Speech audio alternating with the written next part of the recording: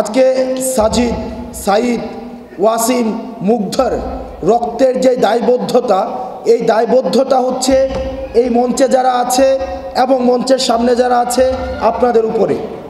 সুতরাং যত ষড়যন্ত্র আসুক, বিদেশে বসে যত ষড়যন্ত্র হোক, দেশের যত ষড়যন্ত্র হোক, কোনো ষড়যন্ত্রকেই সফল হতে দেওয়া যাবে না। কারণ আমরা যদি এবার ব্যর্থ হই, বাংলাদেশ আর কখনোই ঘুরে দাঁড়াতে পারবে না। প্রিয় সহযোদ্ধা, জুলাই থেকে আজকে পর্যন্ত আমরা আমাদের সংগ্রাম আমরা অব্যাহত রেখেছি। আমরা অস্বীকার করছি না। কিছুক্ষণ আগে একজন বললেন যে গত 4 মাসে কেন আমরা বসতে পারিনি। আমরা অস্বীকার করছি না যে আমাদের মধ্যে প্রিন্সিপালসগত মতপার্থক্য নেই। বিভিন্ন ক্রিয়াশীল ছাত্র সংগঠনগুলোর মধ্যে প্রিন্সিপালসগত মতপার্থক্য থাকবে। এটি হচ্ছে গণতন্ত্রের সৌন্দর্য। সবাইকে একমত হতে বাধ্য করা, এটি হচ্ছে শেখ হাসিনা কালচার।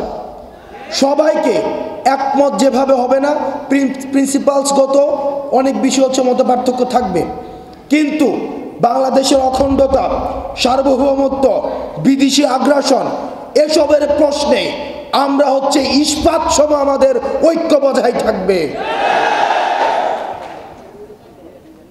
আমরা ইতিমধ্যেই বাংলাদেশের সার্বভৌমত্ব এবং অখণ্ডতাকে কম্প্রোমাইজ করে আওয়ামী লীগ সরকার বছরের পর বছর আমাদেরকে শাসন এবং শোষণ করেছে।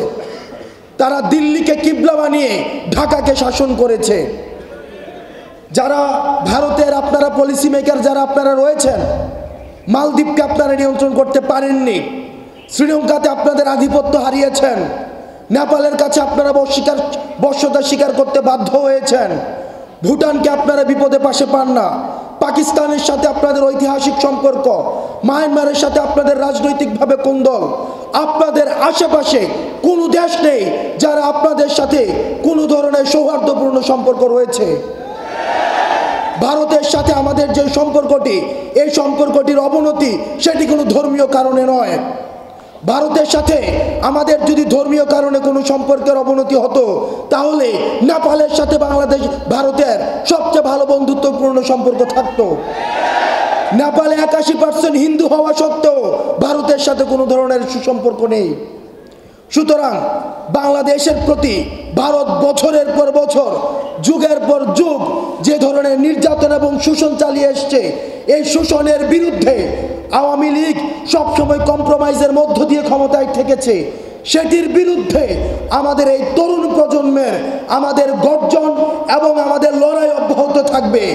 আর কখনোই কোনোদিনও আমাদের জীবন থাকতে সাদিজের রক্ত যতদিন আমাদের মনে আছে, ওয়াসিমের রক্ত আমাদের যতদিন মনে আছে, মুগ্ধ এবং সাইদের রক্ত আমাদের যতদিন মনে আছে, ততদিন পর্যন্ত ভারত এই বাংলাদেশে আর কোনোভাবেই আধিপত্য বিস্তার করতে পারবে না। ভারতের সাথে চোখে চোখ রেখে আমাদের কথা হবে, সম্পর্ক হবে ন্যায্যতার ভিত্তিতে। প্রিয় সহযোদ্ধা, 5ই আগস্ট ছিল আমাদের প্রাথমিক বিজয়, কিন্তু আমাদের যে সামনের যে রাস্তা, সেই সামনের রাস্তা আরো বেশি কণ্টকাকীর্ণ। আমাদের এই কণ্টকাকীর্ণ রাস্তাকে অতিক্রম করার জন্য আমাদেরকে ঐক্যবদ্ধ থাকতে হবে। আমাদেরকে দেশি বিদেশি ষড়যন্ত্র অব্যাহত রয়েছে। আমাদের নিজেদের মধ্যে ক্ষমতা কাঠামো নিয়ে দ্বন্দ্ব রয়েছে। ভবিষ্যতে কে ক্ষমতায় যাবে সেগুলো নিয়ে আমাদের নিজেদের মধ্যে অনেক প্রিন্সিপালসগত মত পার্থক্য রয়েছে। আমরা সবাইকে অনুরোধ জানাবো, আমাদের মত পার্থক্য, আমাদের এটি যেন পরমত সহিষ্ণুতার মধ্যেই থাকে। এই পরমত সহিষ্ণুতা কখনোই যেন আওয়ামী লীগের মতো আগ্রাসী মনোভাবে পরিণত না হয়। আমাদের পরমত সহিষ্ণুতা থাকবে, মত পার্থক্য থাকবে, দ্বিমত প্রকাশ থাকবে, তবে সেটা হবে রাজনৈতিক, সেটা হচ্ছে সৌন্দর্যের কালচারের মধ্য দিয়ে। সেটা যেন আর কখনোই আওয়ামী লীগের মতো দমন পীড়ন, গুম খুন হত্যার রাজনীতির মধ্য দিয়ে আর কখনোই কনভার্ট না হয়।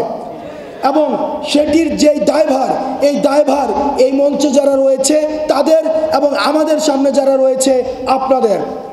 আমাদের ঐক্যর ডাক, আমাদের যে আহ্বান, আমাদের যে লড়াই, আমাদের যে সংগ্রাম, এই সংগ্রাম অব্যাহত থাকবে। আপনারা ভালো থাকবেন, সুস্থ থাকবেন।